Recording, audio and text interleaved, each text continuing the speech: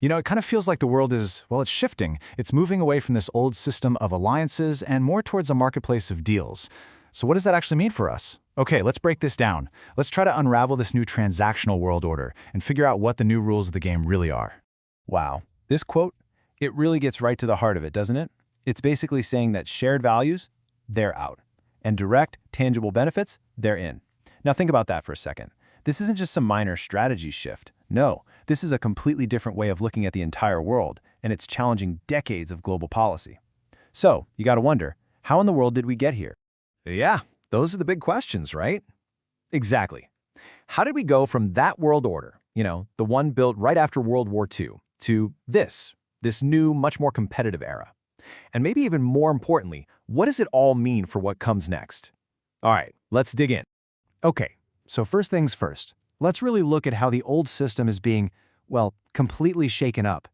It's almost like the global rulebook is being rewritten right in front of our eyes, and the game itself is becoming way more unpredictable. So, what's the big idea driving all this? Well, the key term here is transactionalism. Forget everything you know about long-term alliances built on shared history or common values. Instead, think short-term, one-on-one deals. The only question that really matters is, what's in it for me right now? It's a really pragmatic, and yeah, some people would definitely say a ruthless, approach to global politics. But to really get why this is such a massive deal, we've got to rewind. Let's jump back to 1945. What exactly was this old system that's now being challenged so directly? Let's take a look. Just imagine it. After the absolute unimaginable devastation of 2 world wars, the motivation was pretty simple: survival. The main goal was to build a kind of global operating system, a whole new set of rules, of institutions designed to make a 3rd world war totally unthinkable, or at the very least just way too costly for anyone to even consider. So how'd they do it? How did they build this thing?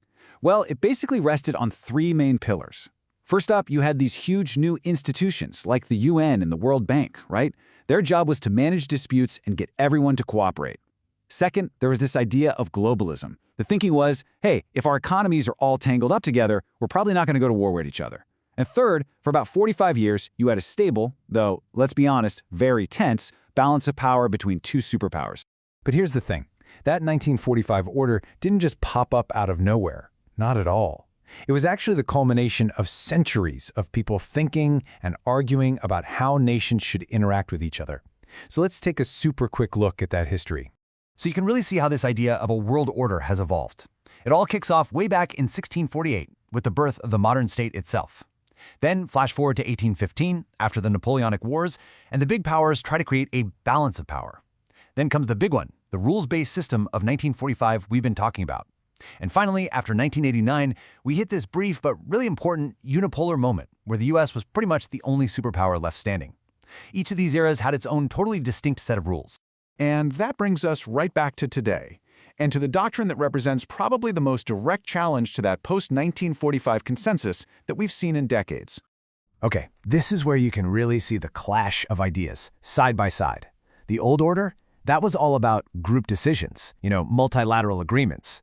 The new approach, it's all about one-on-one, bilateral deals.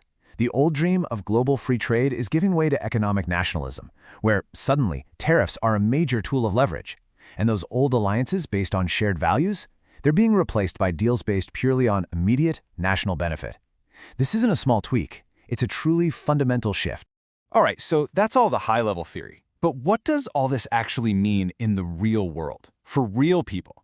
To see that, let's zoom in on Eastern Europe, a region that finds itself quite literally on the front lines of this new geopolitical landscape. And this right here is the absolute crucial point for nations on NATO's eastern flank. For decades, the alliance's security guarantee felt like a rock-solid absolute promise. But now, the message has totally changed. The new perception is that your security is conditional. It's based on what you contribute, both in terms of money and military power. That's a massive shift in the core promise of collective defense. And if you want to see what that contribution looks like in cold, hard numbers, well, here you go. Countries like Poland and Romania are now spending close to 3% of their entire GDP on defense. That is a huge investment. And it's all about one thing: proving their value in this new, more transactional world. and the ripple effects from this are just massive.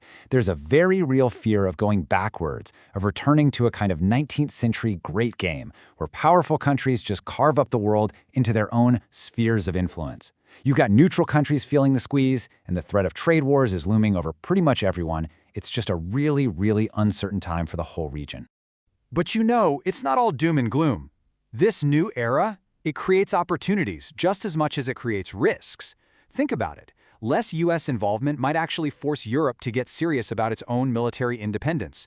And if you're a frontline state, well, that also makes you strategically very important. The bottom line is simple. In this new game, there are definitely going to be winners and losers. So after all that, where does this leave us? We've traced this huge historical arc, right? From the birth of the modern state to the rise of global cooperation, and now to something completely new. Is this it? Is this new era of intense competition the new normal? You can really boil down the evolution of the world order into 3 simple phases. Step 1, starting back in 1648, was all about one thing: state survival. Then, Step 2, after 1945, the core principle shifted to global cooperation. And now, well, it really seems like we're entering Step 3, an era defined by great power competition. The rules of the game have fundamentally changed, once again. And all of this leaves us with one final and really critical question. With this era of US-led global cooperation seemingly coming to an end, are we actually heading backwards? Back to a future that looks a lot more like the 19th century? A world that's not governed by rules, but by a delicate and often really dangerous balance of power between rivals? It's a lot to think about.